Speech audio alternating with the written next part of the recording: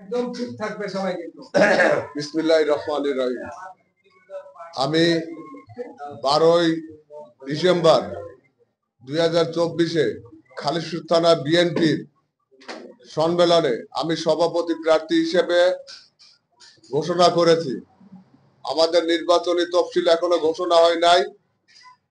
আমি যেহেতু 9টা ওয়ার্ড নিয়ে গঠিত খালিশপুর থানা বিএনপির, সেই কারণে আমার 9টা ওয়ার্ডে গণসংযোগ করতে হচ্ছে। আমি অ্যাডভোকেট শেখ মোহাম্মদ আলী। আমি আইন পেশায় নিয়োজিত। দীর্ঘ 17 বছর আমি দুঃশাসন নিপীড়ন থেকে আমি দলের প্রতিটা নেতা কর্মীদের পাশে থেকেছি আন্দোলন সংগ্রামে। আমি আমার 9 নম্বর ওয়ার্ড থেকে খালিশপুর থানা বিএনপি টোটাল 9টা ওয়ার্ডে ব্যাপক অংশগ্রহণ করেছে।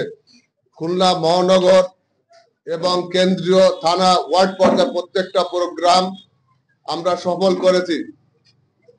2023 সালে 22শে অক্টোবর 144 ধারা ভঙ্গ করে আমার 9 নম্বর ওয়ার্ডে মিছিল করতে যে আমি আক্রান্ত হয়েছি।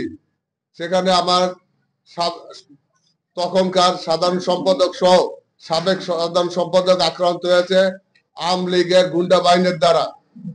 বিভিন্ন সময় আমরা নির্যাতিত কর্মীদের এবং নেতাদের পাশে থেকেছি। পাশাপাশি আমি 2001 সালে আইন পেশায় যোগদান করার পর থেকে দলীয় বাংলাদেশ জাতীয়তাবাদী আদর্শে বিশ্বাসে এই দলীয় নেতা কর্মীদের আইনের সহায়তা দিয়েছি। 2013 সালের আন্দোলন, 2018 সালের আন্দোলন, 2023 সালের আন্দোলনের সময় আমার ভূমিকা ছিল অগ্রণী। যখন দায়িত্বশীল নেতারা ফোন বন্ধ করে আত্মগোপন করেছিল, তখন আমি নিজের জীবনকে ঝুঁকি রেখে পুলিশের চোখ ফাঁকি দিয়ে আমি আইনের পেশায় আমি প্রত্যেকটা দিন আদালতে যে এই নেতা কর্মীদের জামিনের ব্যবস্থা করেছি। তখন সব দুঃসময় ছিল। দুঃসময় তখন পাশে পাওয়ার মতো লোক ছিল না। দায়িত্বশীল নেতারা দায়িত্বহীনতার পরিচয় দিয়েছিল। কিন্তু আমি আমার প্রাণপ্রিয় নেতা রকিবুল ইসলাম বকুল ভাইয়ের নির্দেশ এবং তত্ত্বাবধানে সেই কর্মীদের পাশে থেকেছি এবং তাদের আশা জুগিয়েছি। আমি আমার দায়িত্ব পালনে কখনো কার্পণ্য হইনি, কখনো পশ্চাৎপদ করি নাই।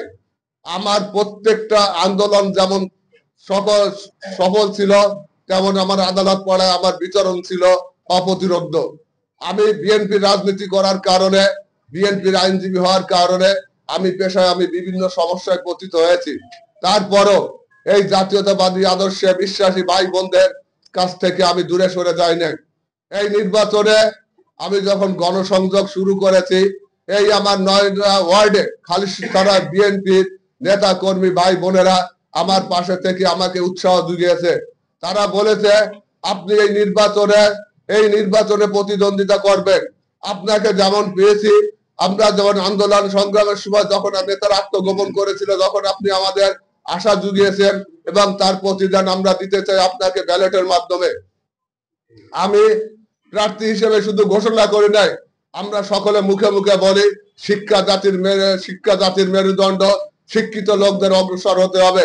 আমি একজন মাস্টার্স পাস ছেলে, আমি LLB তে অ্যাডভোকেট পাস করছি, কিন্তু আমাদের যদি শিক্ষিত সমাজকে যদি এগিয়ে না আসতে পারে, শিক্ষিত সমাজ এই অবহেলিত জনপদ এগিয়ে আনার জন্য শিক্ষিত লোক দরকার। আমি যেহেতু একজন শিক্ষিত লোক হিসেবে আমি দাবি করি সর্বময় জনতা 639 জন ভোটার কাউন্সিলর আমাকে ভোট দিয়ে সভাপতি নির্বাচিত করবে এবং তাদের আশা আকাঙ্ক্ষা পূরণ করব। আমি খালিশপুর থানা বিএনপিকে ঢেলে সাজাতে চাই। আওয়ামী লীগের সাথে যারা আঘাত করেছে, যারা আওয়ামী লীগের আশ্রয় প্রশ্রয় দিয়েছে, 5ই নভেম্বরে 5ই অক্টোবরের পরে তাদের কর্মকাণ্ডে যারা বিতর্কিত, তাদেরকে হয়তো বাদ দিয়ে আমি খালিশপুর থানা বিএনপি আমি যদি নির্বাচিত হই, ইনশাল্লাহ তাদেরকে বাদ দিয়ে আমি সামনের দিকে অগ্রসর হই।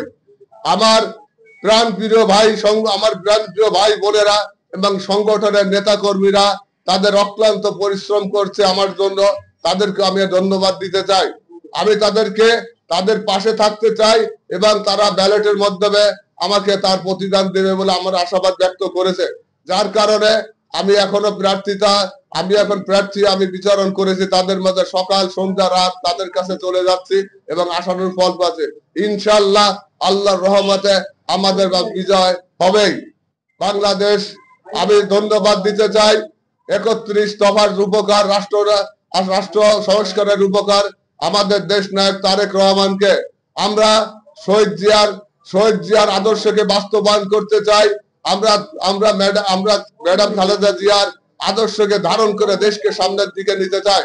আমাদের নেতা প্রাণপ্রিয় রকিবুল ইসলাম বকুল ভাই আমাদের এই খালিশপুর সহ খুলনা 3 আসনের মান উন্নয়ন করার জন্য যে পদক্ষেপ নিয়েছেন, কর্মীদের পাশে যে দুর্যোগের সময় আর্থিক অনুদান সবকিছু দিয়েছেন, আমি তাকে অনুসরণ করে তার আদর্শ ধারণ করে আমি রাজনীতি করতে চাই। বিদায় আমি খালিশপুর থানা বিএনপি সভাপতি হয়েছি। ইনশাআল্লাহ সফলতা পাবো এবং আল্লাহ আমাদের সফল কাম করবে এবং নেতা কর্মীদের আমাদের ভোট প্রদান করে আমাদের সামনের পথকে আমাদের আরো প্রসারিত করবে। সকলকে আমাদের পাশাপাশি এই আমাদের সাক্ষাৎকার নেওয়ার জন্য সাংবাদিক ভাইদের ধন্যবাদ জানাই এবং আপনারা আমাদের জন্য দোয়া করবেন। আপনাদের সকলের জন্য দোয়া করব। ইনশাআল্লাহ শেষ হাসিটা আমরাই হাসবো।